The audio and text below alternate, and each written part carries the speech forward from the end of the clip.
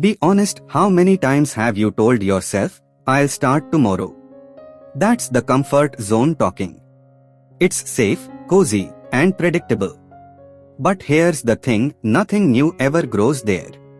The comfort zone is that mental space where you feel safe and in control.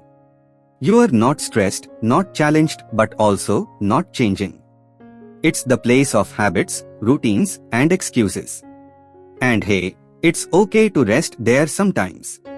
But live there too long and you stop growing. Then comes the growth zone.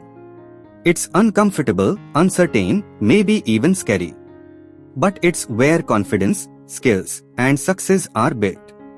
Every time you push past fear, you expand what's possible for you.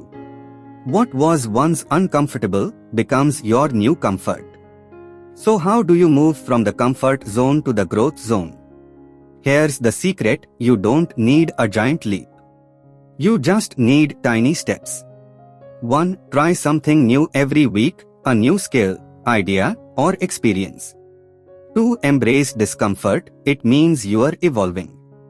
3. Reframe fear, instead of what if I fail, ask what will I learn?